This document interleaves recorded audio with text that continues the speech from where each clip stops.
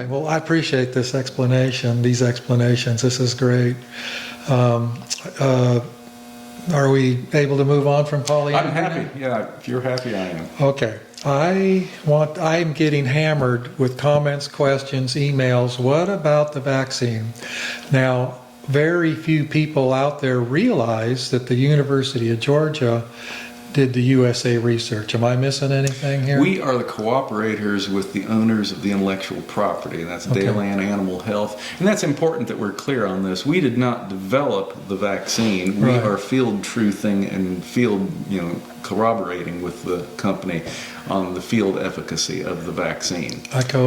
Not long ago, Jennifer asked me not to talk about it at all, and I get that. I Sure. understand that. What can you say now? What can you share now? There's a lot of misinformation out there. People are confused about this. So just tell us all you can tell us. We don't have to be that secretive anymore. The vaccine is interesting in its own right because it is an example of inherited immunity, which is totally unlike anything that we know in human health or animal immunity. Animals like you and me, we have an antibody-based immune system where our bodies produce antibodies in reaction to a particular antigen, which is an insult or a threat in our bloodstream. And those antibodies can then glom onto and inactivate the antigen.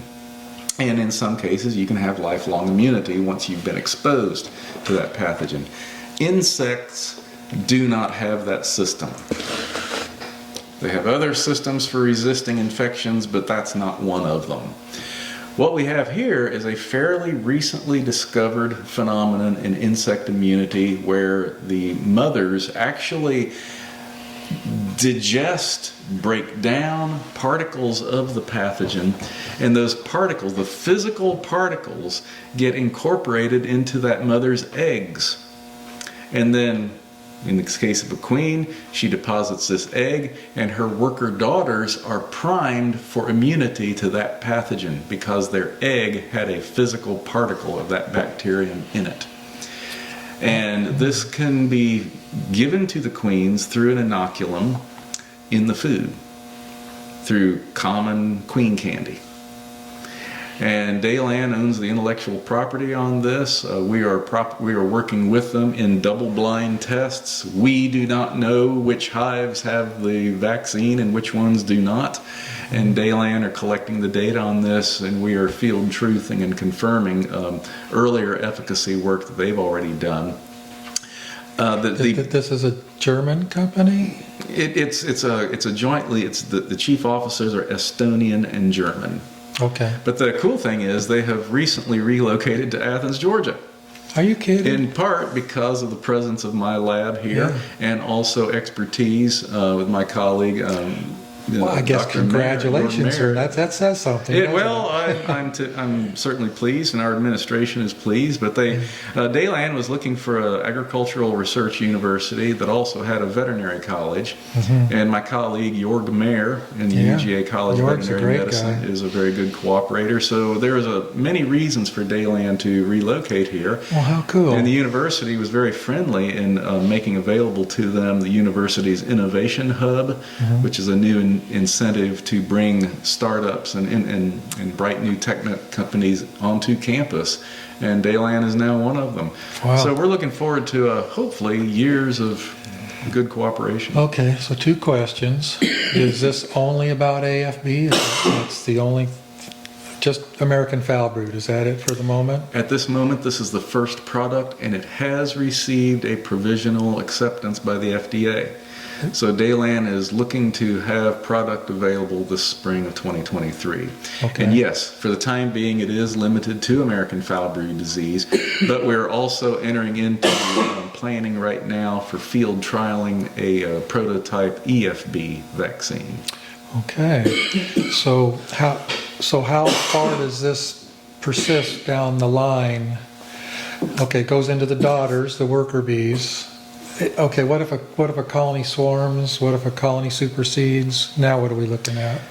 The vaccine is propagated through the mother in every one of her eggs. So her daughters are primed for immunity. There is a little collateral benefit in that a daughter can pass on immunity to a sister. So if there's, for example, a supersedure or a requeening event where there's progeny of different queens temporarily in the nest, the possessors of the immunity can orally pass it on to their sisters. So if you have a vaccinated queen, if she is superseded, you'll have a little bit of a sunset benefit for a while longer, as long as her workers are in there. But it's ultimately tied to that vaccinated queen, and you would want to get another vaccinated queen in there as soon as possible. So one generation beyond the queen or so? At best. At best. Mm-hmm. And there's a simple dilution effect. Okay. Well, it's interesting.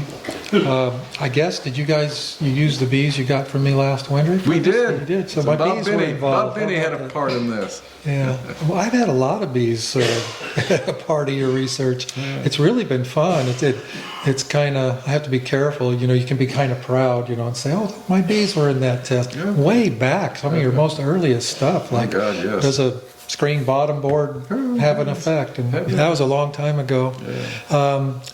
In my view, that's what just me personally, that's what I think your lab is recognized for, is practical application type of research.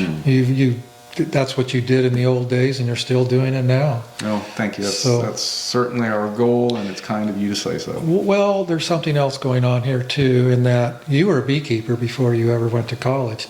Yes.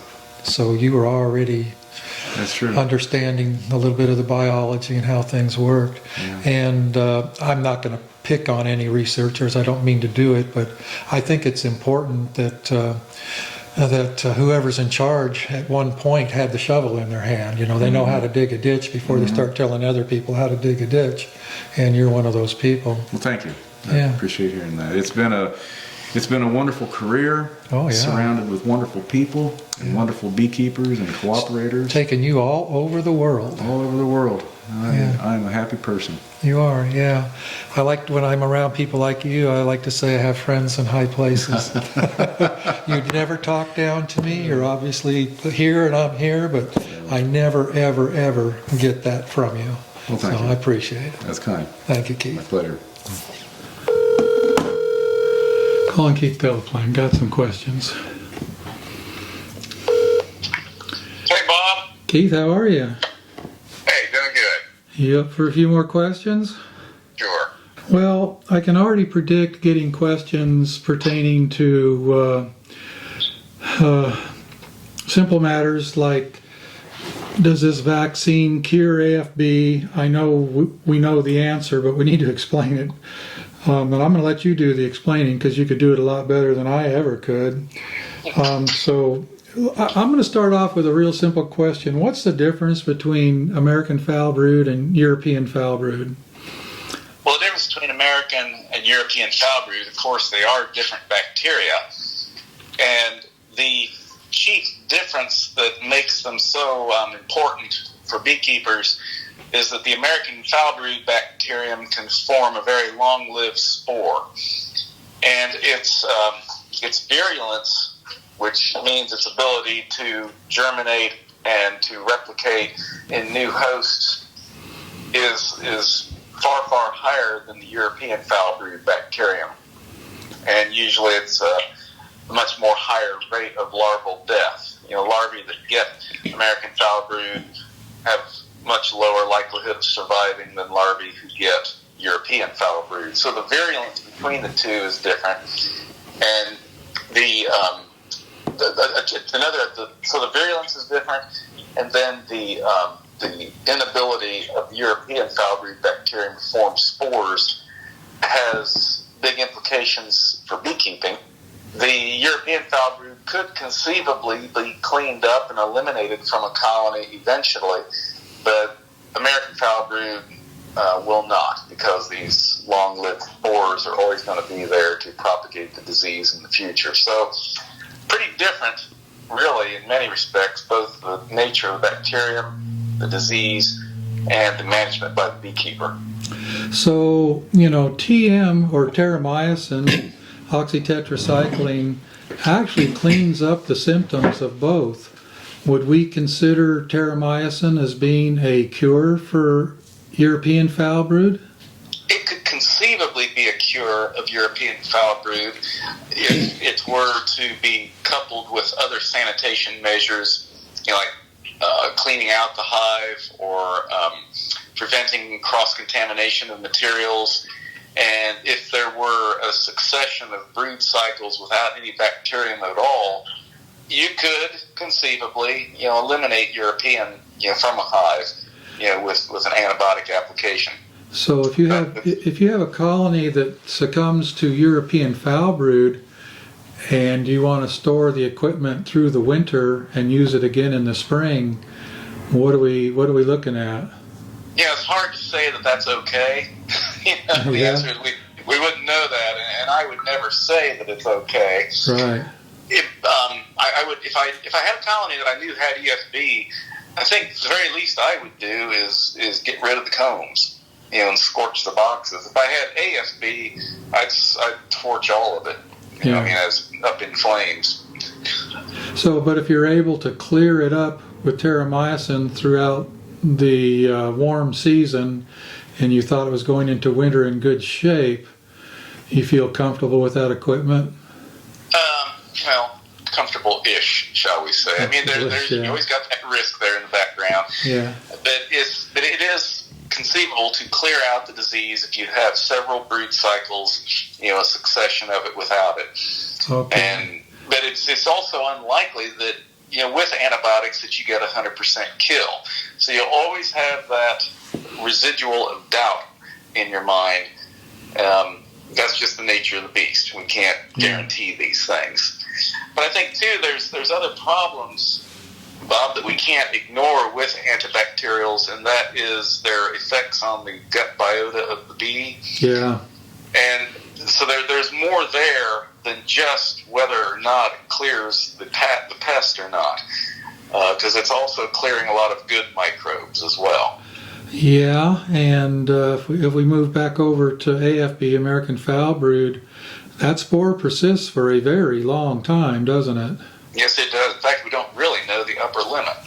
I was listening to Marla Spivak talk about propolis production. She's big on that up at the University of Minnesota. She had some research that showed colonies that use that collect a lot of propolis and really apply it to their cavity have a much lower rate of EFB, of chalk brood, and she even suggested that it helps with AFB.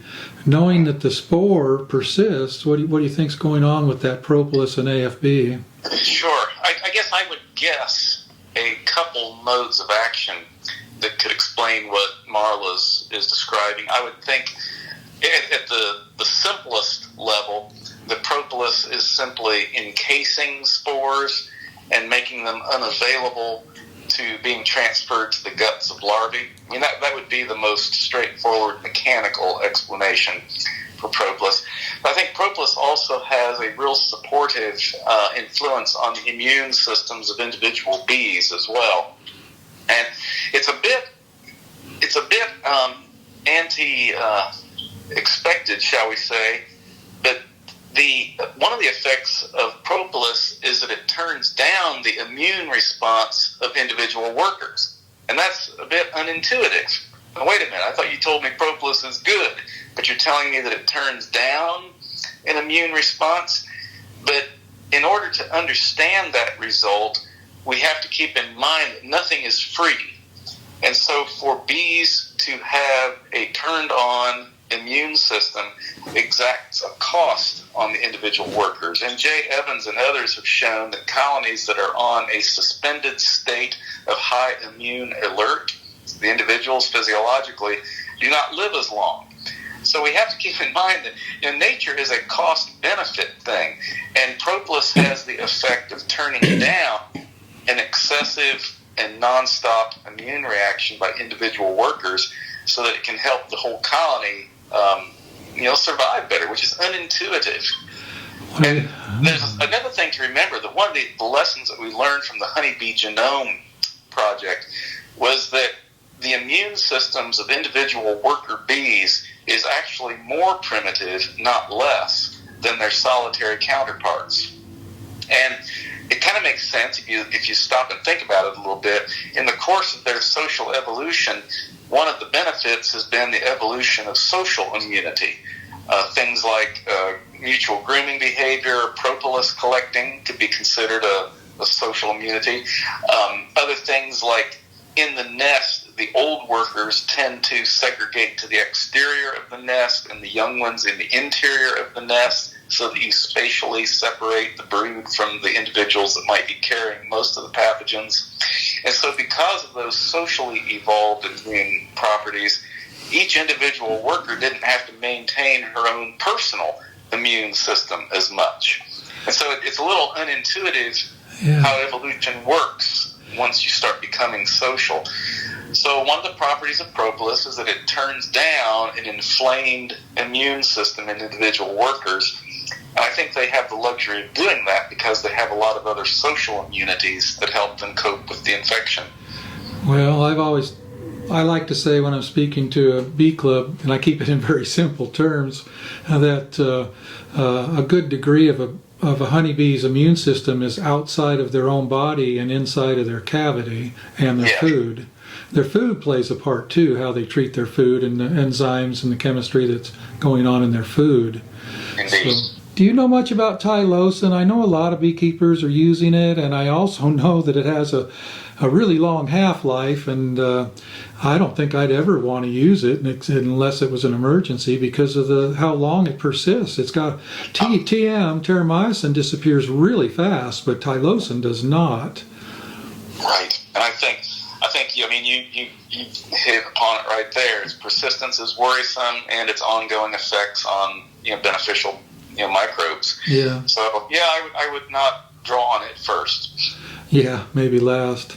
I know, let's see, there's another antibiotic that beekeepers are using. It starts with a lincomycin, yeah. Is that getting used a lot these days? I don't hear about it much, and I think it's just unfamiliarity. I think its efficacy is as good as the other two, but I don't know a whole lot about it, Bob, to tell you the truth. Well, it ends in the same syllables as terramycin. Does that mean it's in the same family? Yeah, basically, it's a bactericidal product. Yeah. Well, I know there'll be lots of questions when this video goes up. I'm going to put it up Sunday morning, day after tomorrow, and I just wanted to add these questions because I get these comments, and honestly, sometimes I don't know how to answer them, and I appreciate your help doing that. There'll be other things that I won't have an answer to.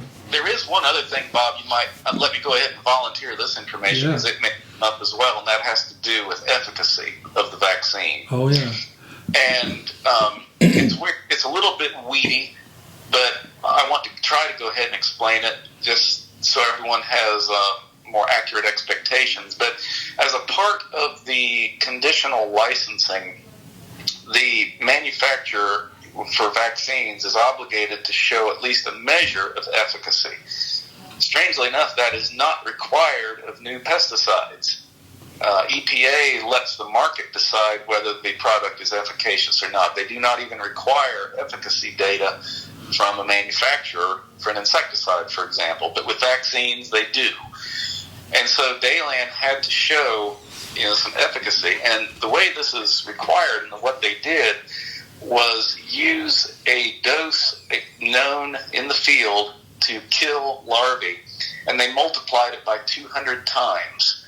So in the lab, they were challenging larvae with 200 times the known lethal dose of the American Foulbrood spores.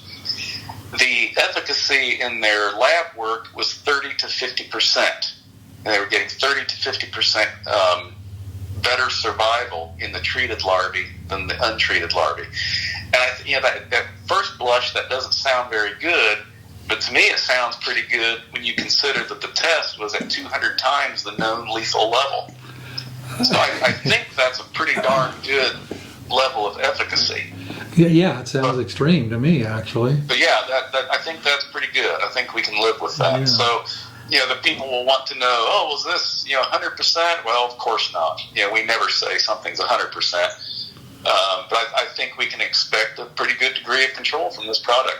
Okay, this actually leads to another question. If you have some degree of outbreak of American Foulbrood in your colonies, do I assume correctly that this will not cure it? It's a proactive situation? That's right, that is correct. So if you have AFB, you'd want to do the normal things, kill them, burn them, get rid of it. And then you may want to use the vaccine then, for a few seasons just to help be sure that you got that cycle broken.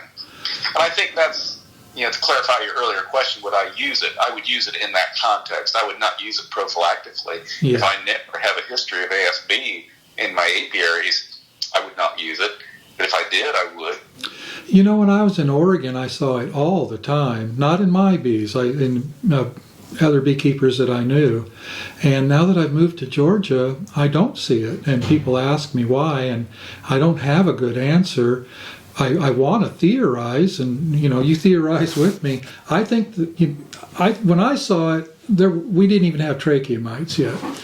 And now that we've gone through all of this stuff, tracheomite resistance, the bees developing somewhat of a resistance to some of the viruses associated with varroa mite, I think our bee population is probably much different than it was 40 years ago when I saw it so much.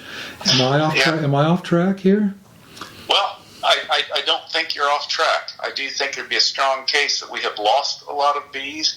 There may be a serendipitously fortunate connection between mite susceptibility and AFB resistance. Something crazy like that going on. Yeah. We can never exclude that possibility.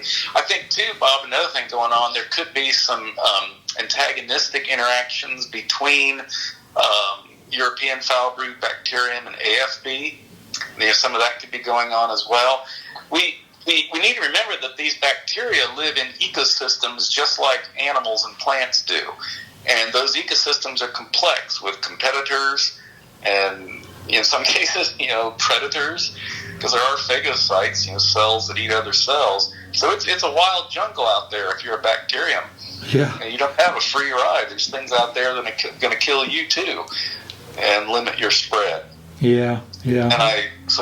Bacteria. So we come in there with an antibiotic, and it's like dropping a nuclear bomb on that ecosystem. It kills good and bad alike, and so that's why we need to be careful about the use of antibiotics. Yeah.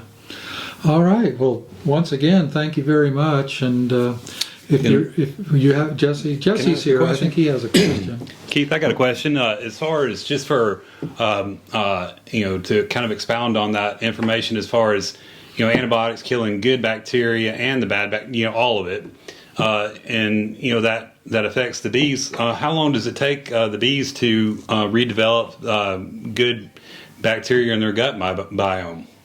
That's funny. I don't know, but I did just read a paper about human gut microbe, and there was the absence of recovery after 6 months of treatment in one human trial. That's humans, of course, but after 6 months, they had still failed to rebound. The good guys had failed to rebound to pre-treatment level. Well, that's a long time. So that's humans, of course. So I think bees are potentially in that ballpark. Bacteria may take a while to rebound. Yeah, interesting. And in that case, is there any way of treating your bees with probiotics? Well, there's probiotic products out there. I have no personal knowledge or experience of them, frankly. But, there probably is a literature out there. I would have to look it up and get up to speed before I went out and gave a lecture on it. Yeah. But, there's products out there, and they probably do some good, but I just don't know them. Yeah, I understand. I've listened to lectures on both sides. I listened to a lady who I think knew what she was talking about, saying that the only real benefit from these type of products is when a colony is challenged. If they're healthy and everything's going good, her feeling was that it was, I'm not going to name names or anything because I'll get a call from somebody, but her feelings were that if the colony's healthy and doing good, that these were a waste of money. But if the colony is challenged from pesticide exposure, fungicide, or perhaps diseases like we're talking about, she says that's where they come into play. That sounds sensible to me. Yeah. All right. Anything else, Jesse? No, that was quite a bit. Yeah, that was good. Thanks, Keith. I really appreciate your time once again. All right, thank you, Bob. Okay, take care. I'll see you in 3 weeks. Yeah, looking forward to it. All right, bye. See you soon. More good stuff. I got a story about AFB in my Oregon days. I was working for Glenn, and he had 1,200 of his own colonies and another 1,000 that he'd leased out a friend of his in North Dakota. And we moved them, this was the second year I worked for him, we moved them down into the almonds in California, and everything looked fine. I was just brand new at this, so I didn't know what I was looking at. We got inspected by a California bee inspector while we were in the almonds, and he came knocking on the door, and he said, "You have a serious outbreak of American Foulbrood." He says, "I've gone through 3 pallets of bees, and I've already seen several colonies with it." And he said, "I'm stopping right there, and I'm going to challenge you to take care of this problem before I come back next week. And if you haven't, we're going to quarantine you. And then if you still don't take care of it, we're going to burn every colony." So Glenn argued with him a little bit and said, "Well, I can just give them terramycin and clear that up." And he said, "Yeah, you could, but it's not going to clear it up in a week when I get back." And he said, "I know a lot of commercial beekeepers use terramycin to keep AFB at arm's length." And he said, "What I'm seeing is proof that you're not taking care of it." And he says, "And you've got to take care of this now." He says, "What you need to do is pull out all the colonies that have AFB and get them out of here and burn them before I come back, or again, I'm going to quarantine this whole outfit and burn the whole thing down." So for the next week, Glenn and I worked furiously going through 2,200 colonies total. The man from North Dakota had 0, and Glenn was loaded with it. Yeah. Out of 1,200 colonies, we pulled out 400 double deep colonies. And this was a 3,000-acre almond ranch, and they had a nice airstrip down the middle of it, a dirt airstrip, real wide. So we just, as we found colonies with AFB, we loaded them on the truck and just started piling them up in the middle of this airstrip. And after a week, we lit a match to it all. It was 400 double deep colonies sitting there, bees, brood, the whole thing. And we just lit a match, and it took about a day to burn. They said you could see the glow from 2 or 3 miles away. We couldn't get within 50 yards of the fire because it was so hot and so big. Yeah. It was a tremendous event, and it really set Glenn back severely financially, because not only did he lose the colonies, but he didn't get paid in that almond orchard for the pollination, and it was a severe setback. And the equipment too. The equipment, it was just crazy. All we could do is just stand there and be sad about the whole thing. Of course, it was a real, sometimes when you work for other people, you learn by watching what they do wrong, and that was a tremendous learning experience for me. Of course, in those days, now this was literally 41 years ago now, 1982. And at that time, everybody that I knew that was a good beekeeper just was automatically giving them 2 doses of terramycin and powdered sugar in the spring and 2 doses in the fall. Everybody did it. Yeah. And of course, in those type of outfits, we didn't see much of American Foulbrood breakout. And it was very curious. Nowadays, we know better, from what he just said about, attacking all the bacterial elements in a bee. And we wouldn't want to do that today, but back then it was just industry standard. Yeah. And before that, it was sulfa drugs. I never got into using sulfa drugs, but Delmer, just before, in the decades just before I came on board, was using it. and apparently it was even stronger and rougher than the terramycin. Anyway, terramycin has worked pretty good all of these years, and it still works with EFB and stuff like that. Yeah. But we just need to not use it like we used to. Yeah. Need to come up with other ways of keeping things under control. Good hygienic bees will keep American Foulbrood at bay. Steve Tabor told me once, he said he'll take all the American Foulbrood you want to give him, and he'll just clean it out with his hygienic bees that he was raising at that time. And he was correct. I came to realize that in time, that he was absolutely correct. And there was a man by the name of Brown, a scientist, I forget his whole name, even before Steve, that was doing the same thing. He had a hygienic line of bees that was completely American Foulbrood resistant. Anyway, that's probably enough for this video. Took a short video and made it a little longer, but that was good information. It was.